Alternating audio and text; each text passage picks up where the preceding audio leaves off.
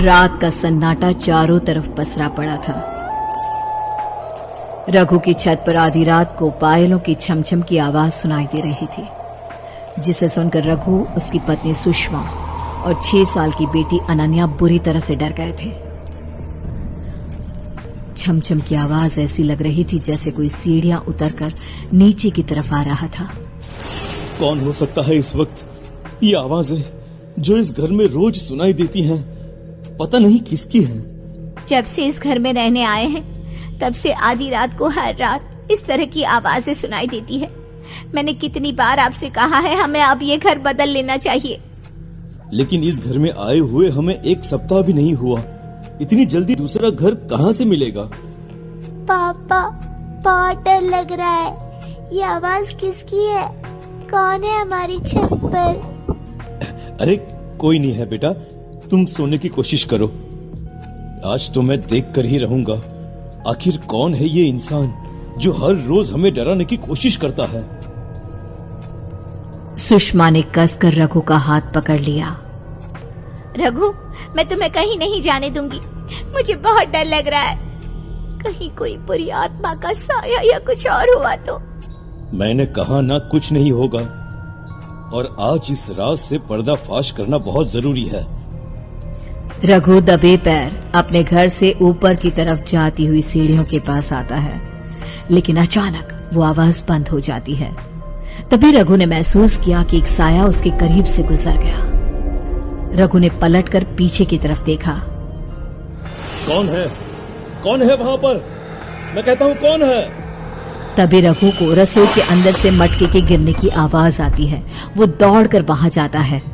अरे ये अचानक मटका कैसे गिर गया? क्या हुआ? पानी का मटका नीचे क्यों गिरा दिया? मैंने नहीं गिराया, पता नहीं कैसे अचानक से ऐसा लगा जैसे कोई था वहां पर। रघु, मुझे बहुत डर लग रहा है। तभी अचानक से रघु की नजर रसोई की खिड़की पर बैठी एक बिल्ली की तरफ गई, जिसकी आंखें बड़े खतरनाक तरीके से चमक रही थी। तुम भी ना सुषमा, रसोई की खिड़की खुली छोड़ दी। लगता है ये बिल्ली अंदर आ गई थी और इसी की वजह से मटका नीचे गिर गया है। इसके बाद रघु और सुषमा जाकर अपने बेडरूम में सो जाते हैं। उन्हें इस बात का ख्याल तक नहीं था कि उनके घर में एक बेहद खूबसूरत लड़की का साया पायल पहनकर बेतहाशा नाच रहा था, लेकिन उसकी पायलों की आवाज इस वक्त रघु और सुषमा के कानों तक नहीं पहुंच रही थी। अनन्या, जल्दी उठो बेटा, स्कूल के लिए देर हो रही है। देखो मैंने बाथरूम में पानी रख दिया है, पहले नहाना शुरू करो बेटा। मम्मा, आपने पानी ठंडा ही रखा है ना?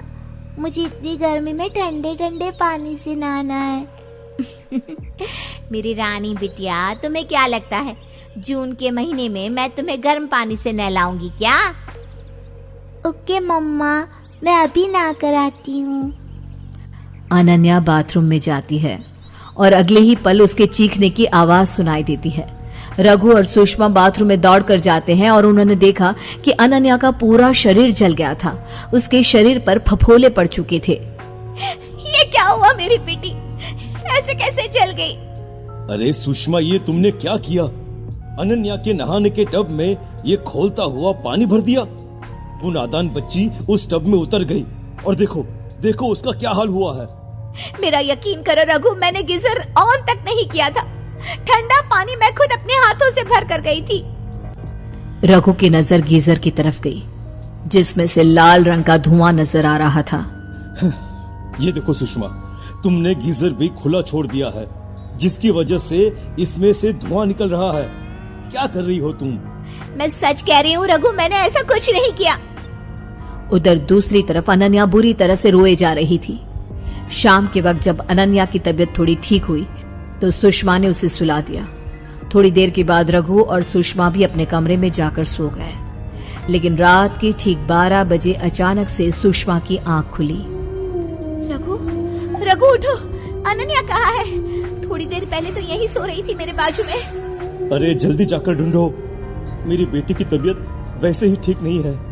कहीं नींद में उठकर इधर उधर चली तो नहीं गई? रघु और सुषमा अनन्या को ढूंढने के लिए पूरे घर में यहाँ वहां भागते हैं, लेकिन उन्हें अनन्या कहीं नजर नहीं आती। ठीक उसी वक्त छत के ऊपर से पायलों की आवाज आने लगती है। फिर से वही डरावनी आवाज, जैसे कोई हमारी छत पर पायल पहनकर नाच रहा हो। रघु, हमारी बेटी ठीक तो होगी ना? कहीं उसे कुछ? मेरे साथ छत पर चलो सुषमा, मुझे लगता है हमारी बेटी खतरे में है, हमें जाकर देखना होगा, चलो। रघु और सुषमा दबे पांव घर की छत पर जाते हैं। वहां का नजारा देखकर उनके पैरों तले जमीन खिसक जाती है। नजारा बेहद खौफनाक था। लगभग 27 साल की उम्र की एक लड़की, जिसके बाल जमीन तक लंबे थे, नैन नक्श तीखे और बेहद खूबसूरत थी। अनन्या को अपने एक हाथ में पकड़कर जोर शोर से घुमा रही थी और बुरी तरह से नाच रही थी। छोड़ो, छोड़ो मेरी बेटी को। कौन हो तुम? छोड़ो, छोड़ो इसे। आखिर तुम हो कौन और मेरी बेटी के साथ क्या कर रही हो? तभी अचानक से वो लड़की नाचते नाचते रुक गई। उसने पलटकर रघु और सुषमा की तरफ देखा। अनन्या इस वक्त ऐसी लग रही थी जैसे वो होश में ना हो। पहचाना मुझे? क्या बोल रहे? क्या मतलब? मैं तुम्हें नहीं जानता। वो लड़की बहुत ही खौफनाक तरीके से जोर जोर से हंसती है और फिर अनन्या को छत के किनारे से लटकाकर नीचे फेंकने की कोशिश करती है। नहीं, प्लीज ऐसा मत करो, मेरी बच्ची को छोड़ दो। देखो, देखो, तुम जो चाहती हो हम वो करेंगे, लेकिन प्लीज हमारी बच्ची को छोड़ दो। अगर अपनी बच्ची को जिंदा देखना चाहती हो तो पूछो अपने पति से कि उसने अपनी जिंदगी में क्या गुनाह किया है। आप कुछ बोलते क्यों नहीं? बताइए ना, कौन सी गलती की सजा मिल रही है मेरी बेटी को? प्लीज रघु, कुछ बोलो, वरना ये हमारी बच्ची को मार डालेगी। रघु सर से पैर तक पसीने में तरबतर हो चुका था। उसके हाथ पैर डर से बुरी तरह से कांप रहे थे और गले से आवाज भी ठीक से नहीं निकल रही थी। ये लड़की यहाँ नहीं हो सकती, ये पॉसिबल नहीं है। अरे ये तो। हाँ, बोलो ना, बताओ अपनी बीवी को कि मैं तो आज से 8 साल पहले ही मर चुकी हूँ। यही कहना चाहते हो ना तुम? क्या मतलब? तुम मर चुकी हो, लेकिन तुम तो हमारी आंखों के सामने खड़ी हो। सच्चाई सुनना चाहती हो तुम? सुनो, तुम्हारे पति ने कॉलेज के टाइम पर मेरे साथ इतनी रैगिंग की, मेरा इतना अपमान किया, इतना मजाक उड़ाया, अपने दोस्तों के साथ मिलकर मेरे साथ वो किया, जिसकी वजह से मुझे अपनी जान देनी पड़ी। रघु, क्या ये जो कह रही है वो सच है? और अगर ये मर गई है तो इस तरह हमारी आंखों के सामने नजर क्यों आ रही है? मुझसे गलती हो गई, बहुत बड़ी गलती हो गई मुझसे। मुझे तुम्हारे साथ वो सब नहीं करना चाहिए था। अब प्लीज प्लीज मेरी बच्ची को छोड़ दो उसे। जानते हो रघु, इंसान के पाप लौट कर उसके सामने जरूर आते हैं। जिस घर में तुम रहने के लिए आए हो ना, दरअसल वो मेरा ही घर है। मेरी मौत के बाद सदमे की वजह से मेरे माँ बाप भी मर गए, लेकिन मेरी आत्मा हमेशा से इस घर में ही रहा करती थी, क्योंकि मैं मरना नहीं चाहती थी, लेकिन तुम्हारी वजह से मुझे मरना पड़ा। देखते ही देखते उस लड़की का खूबसूरत शरीर सड़ने लगा। उसके पूरे शरीर में बड़े बड़े कीड़े बिलबिलाने लगे। ये देखकर सुषमा और रघु की डर के मारे हालत खराब हो गई। देखो मैं मानता हूँ मुझसे बहुत बड़ी गलती हुई है। मैं तुम्हारा घर भी छोड़कर चला जाऊंगा, लेकिन प्लीज मेरी बच्ची को छोड़ दो।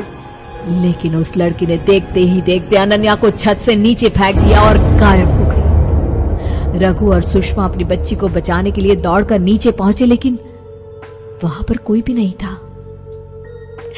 तुम्हारी की हुई गलती की वजह से आज मैंने अपनी बेटी को खो दिया।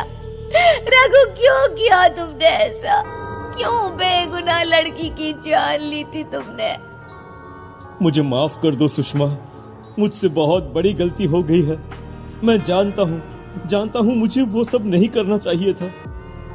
उसके बाद रघु सुषमा को घर के अंदर ले जाता है, लेकिन ये देखकर उन दोनों के होश उड़ जाते हैं कि अनन्या तो अपनी जगह पर सोई हुई थी। इसका मतलब उसने हमारी बच्ची को छोड़ दिया। हमारी बच्ची ठीक है। सुषमा प्यार से अपनी बेटी के सर पर हाथ फैलाने लगती है, लेकिन अनन्या की आंखें अजीब तरीके से चमक रही थी और वो खौफनाक तरीके से एकटक खिड़की की तरफ देख रही थी, जहां पर उस लड़की का साया खड़ा मुस्कुरा रहा था, जिसे देख अनन्या भी अजीब खौफनाक तरीके से मुस्कुराने लगी।